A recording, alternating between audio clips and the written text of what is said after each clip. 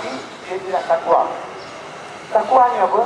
Takwa ini telah timbul perasaan cinta kasih kita kepada Allah. Setelah Allah ciptakan kita, Allah ciptakan keluarga kita, Allah ciptakan tok nenek kita, maka kita pun kembali mengasihi, mencintai Allah. Kalau kita nak buat salah, kita akan turun kepada Allah. Itu dinamakan takwa.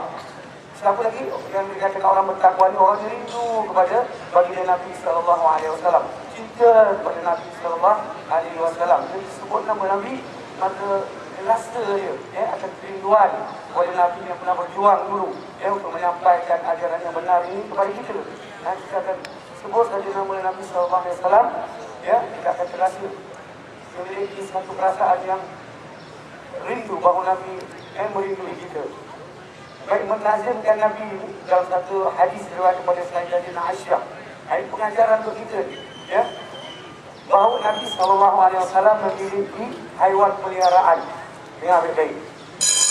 Bila Nabi keluar, haiwan tersebut dia bergerak bebas dalam rumah Nabi SAW. Tapi bila Nabi kembali ke rumah, haiwan itu akan duduk diam. Dia tak mahu menyakiti hati Nabi SAW atau mengganggu Nabi SAW. Sampai begitu sekali. Dalam satu lagi riwayat hadis, Sayyidatina Aisyah meriwayatkan, pada satu ketika para sahabat bersama dengan baginda Nabi SAW, tiba-tiba datang seekor unta lalu bersujud kepada Rasulullah. Sujud ini bukan sujud menyembah Rasulullah, tapi sujud tanda ta'zim, memuliakan baginda Nabi SAW. Lalu para sahabat menyatakan, ya Rasulullah, kami melihat tidak ada tumbuh-tumbuhan dan tidak ada haiwan-haiwan yang bersujud kepada engkau. Maka kami layak bersujud memuliakan engkau ya Rasulullah. Tapi baginda Nabi SAW ini menyatakan, walaupun sujud terdahulu terbaca dalam Quran, Nabi Yusuf ada sujud. Sujud itu bukan sujud menyembah, tapi sujud tanda hormat, mentakzimkan, memuliakan. Ini yang diajar oleh Nabi SAW. Jadi Rasulullah kata, tapi Rasulullah ini begitu hebat kepada Allah Subhanahu Wa Taala bahawa tidak ada bersujud itu sesama manusia. Kalaulah boleh manusia ini bersujud, akan kuperintahkan isteri-isteri bersujud kepada suaminya. Dan kalaulah ada arah ada pada suami itu, pindahkan sesuatu daripada bukit A ke bukit B, ataupun pada bukit B ke bukit C, tidak ada lain-lain ketaatan yang mesti dilakukan oleh isteri. Itu sekali Nabi mengajar kita, mendidik kita. Jadi para suami ini, bakal calon para suami kepada ibu, kamu kena faham tu. Kamu kena didik diri kamu supaya menjadi orang bertakwa, supaya dia kamu akan isteri kamu lagi, dia taat. Kalau dia langgar, mana dia akan berdosa. Baik. Begitulah kita, bila kita takwa ni tadi, kita mempercayai keyakinan. Sebelum ini kita dah beriman Al-Quran betul.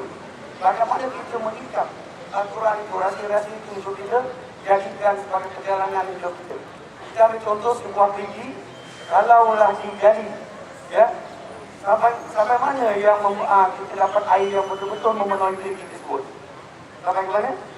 Kalau kita gali, kita harapkan air hujan, sudah pasti air hujan itu akan serap ke dalam tanah, habis. Tetapi apabila kita menggalinya sampai kepada mata punca air, maka disitulah kita akan dapat nikmatnya. Jadi begitulah Nabi mengajar kita, kitab yang kita percaya itu mesti kita tadaburkan dia, kita cari kefahaman. Tidak ada lain melainkan sekarang ini kita kena mendampingi para alim ulama yang arifillah, yang betul-betul memahami, yang mencintai Allah dan mencintai Rasul. Kita nak tahu alim ulama ini kalau disebut nama Allah, maka kementar jiwanya, diajak kita kepada Allah Subhanahu Wa Taala. Disebut nama Nabi Sallallahu Alaihi Wasallam, maka dalam satu riwayat menceritakan bagaimana seorang imam yang mempunyai perasaan takzim kepada Nabi Sallallahu Alaihi Wasallam. Dia kata kalaulah disebutkan nama Nabi, kita tengok ada tak kita perasaan ini, dia tu bertakwa. Disebutkan nama Nabi, disebutkan hadis Nabi, maka diam dia. Diamkan dia bergerak, dia mengambil perhatian kepada apa yang disebut, seolah-olah pada dia itu dia berhadapan dengan Nabi Sallallahu Alaihi Wasallam. Dalam Quran cukup banyak menceritakan keadaan orang-orang yang sampai Allah ingatkan para sahabat, janganlah kamu panggil Nabi Muhammad itu, kalau kamu panggil waktu kamu atau anak-anak kamu yang panggilan Muhammad. Allah Ta'ala larang. Larang itu bukan cakap berdosa, ukur segala amal perbuatan. orang yang telah melakukan ibadah kepada Allah bila dia tidak menghormati baginda Nabi sallallahu alaihi wasallam. Ini yang kita nak tanamkan. Semoga daripada Ramadan ini kita keluar dua perkara yang sangat-sangat penting. Bertambah tak ingatan kita kepada Allah Subhanahu wa taala. Bagaimana pada agama disebut, guru-guru sebut, nak melangkah keluar, ingat kepada Allah. Bismillah, tawakal, kepada Allah, berserah. Ingatan ini bertambah tak selepas Ramadan.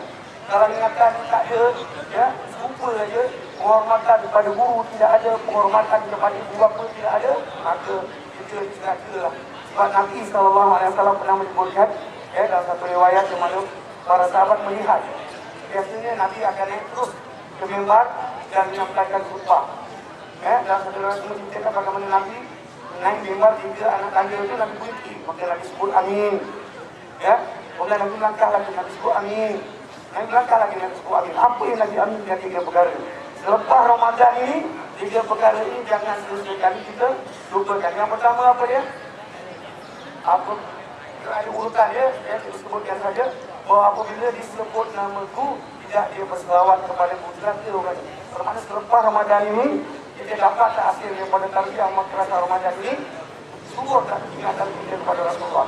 Yang kedua, datang bulan Ramadan, datang bulan Ramadan ini kepada dia, tapi tak bagi apa-apa kepada dia. Sedangkan Nabi mengatakan bulan Ramadan ini dalam satu khutbah itu di akhir bulan Sya'ban, Nabi telah mensyarahkan bulan Ramadan yang boleh dicari. Sekarang ilmu, manfaatkanlah ilmu. Kalau kita memanfaatkan ilmu akan bertambah-tambah keimanan kita kepada Allah.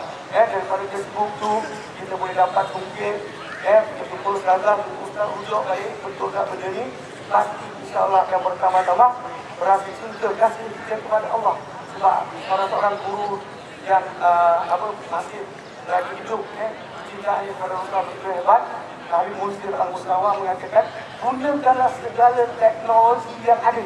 Selama SMS kamu, Facebook kamu, semua dia untuk menyebarkan yang Nabi hajarkan. Apa yang Nabi hajarkan? Berarti itu tersebarnya dakwah bagi Nabi SAW kepada seluruh umat ini. Itu yang kita kena usahakan supaya lepas Ramadan ini kita tak gunakan Facebook untuk memfitnah, kita tak gunakan Facebook untuk bergaduh. Semalam saya jumpa 4 orang belajar perempuan mengeluarkan kata-kata Masya Allah. Sebelum dia keluar dari mati itu dengan marah mati. Semalam dia kumpulkan 4 orang. Itu melihat memang tak ada Ramadan lah. Sebab Nabi dah sebut dah.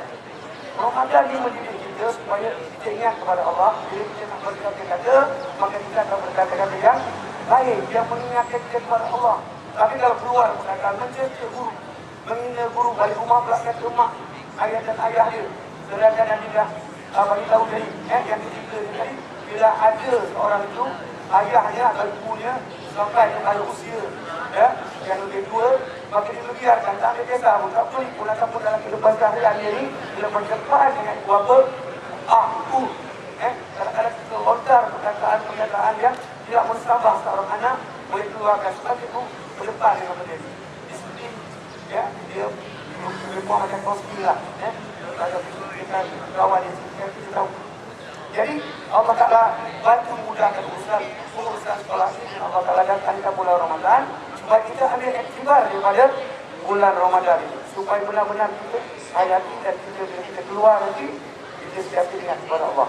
Baik, dalam hadis Sahih Bukhari, Nabi SAW menyebutkan tidak akan berlaku kiamat sekiranya di permukaan bumi ini yang Allah hamparkan ini masih wujud daripada kalangan umat Nabi Muhammad SAW yang menyebut Allah, Allah, Allah. Maksudnya daripada kalangan umat Nabi Muhammad yang mencintai Allah, merindui Allah, dapat merasakan betapa bahawa Allah Subhanahu Wa Taala itu sangat-sangat maha penyayang, mengasihi kita. Jadi kita melakukan dosa yang banyak pun Allah Ta'ala tak terus azab kita, maka Allah Ta'ala datangkan pengampunan. Itu sebab sekarang kita berada pasal kedua bulan Ramadan ini ialah berkaitan dengan pengampunan Allah Subhanahu Wa Ta'ala.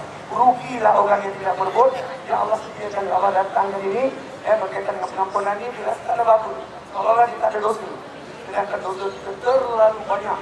Dan dengan ayah kita mungkin menyinggung perasaan dia dosa saja, dengan kawan kita dia marah dosa. Tapi orang yang pandai menggunakan 10 perkenaan Ramadan ini yang Allah Ta'ala hantarkan maghfirahnya, maka dia akan sentiasa beristighfar kepada Allah. Jumpa ibu bapa yang mohon maaf, jumpa guru dia, dia bermohon maaf. Ini yang kita nak lahir selepas Ramadan. Tapi kalau ingat, kita guru dia tahu. Ya? Kalau tak terlahir tidak pada Ramadan ini, gagal muslim diri kita. Tapi kalau kita dah mula-mula ingat selawat kepada Nabi Sallallahu Alaihi Wasallam, kita dah mula nak ingat kepada Allah. Kalau dia ada di Ramadan ini, tapi dah mula lah. Itu tandanya Ramadan ini adalah Ramadan yang diberkati oleh Allah Subhanahu Wa Taala. Dan tadi Nabi sebut apa? Tidak akan berlaku kiamat selagi ada di muka bumi ini. Umat Nabi Muhammad yang menyebut kalimah Allah, Allah, Allah ini pun kita sebutkan beberapa kali supaya bila kita melangkah keluar malaikat, kita bersemangat malaikat, kita percaya dengan malaikat. Bila kita melontarkan satu perkataan baik dengan ucapan kalimah-kalimah talibah ini, ingat kepada Allah dan malaikat, tak berhenti-henti dia mencatatkan. Mencatatkan pahala bagi orang yang ingat kepada Allah, orang yang berselawat kepada Rasulullah.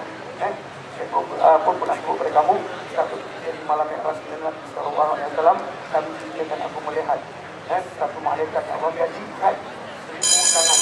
Dan yang bertangan itu Allah gajikan 1,000 jari. Jadi Rasulullah berkata kepada malaikat Jibril alaihissalam, wahai Jibril, apakah yang ditukarkan oleh Allah akan malaikat ini? Maka disebutkan bahawa malaikat ini ditukarkan oleh Allah untuk menghitung jumlah hujan yang turun ke permukaan bumi sejak daripada Nabi Allah Adam hinggalah kepada Rasulullah akan sampai kepada hari kiamat. Lalu dia kata malaikat itu tahu jumlah hujan yang turun. Tapi Nabi Sallallahu Alaihi Wasallam pergi kepada malaikat itu tanya, kamu tahu jumlah hujan yang turun? Maka malaikat tersebut mengatakan dengan ilmu yang Allah kurniakan kepada aku ya Rasulullah, bukan sekadar hujan yang turun di muka bumi, turun di lautan berapa jumlahnya, turun di hutan berapa, turun di sungai berapa, turun di kampung berapa, semua aku tahu. Tapi aku masih memiliki satu kelemahan. Maka Rasulullah tanya dia, apa kelemahan yang masih kau miliki? Yaitu dia kata umat engkau ya Rasulullah duduk berhimpun menjadi berselawat kepada engkau. Maka aku gagal menghitung jumlah pahala yang begitu banyak Allah Subhanahu Wa Taala turunkan kepada umat engkau. Ya Hanana itu disebut. Ayat lagu Ya Hanana itu betapa bertuahnya kita menjadi umat Nabi Muhammad Sallallahu Alaihi Wasallam.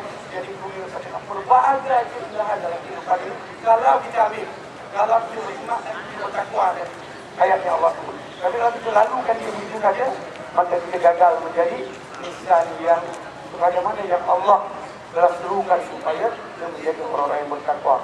Jadi mudah-mudahan apa yang kita sampaikan ini beri kebaikan kepada kita tetap, dan mudah-mudahan kepada yang mendengar Allah beri kebaikan saya. Banyak-banyaklah yang kita nak kongsi kepada kamu. Tapi masa begitu buruk kita. Jadi kita dengan wabillahi taufiq wal hidayah. Assalamualaikum warahmatullahi wabarakatuh.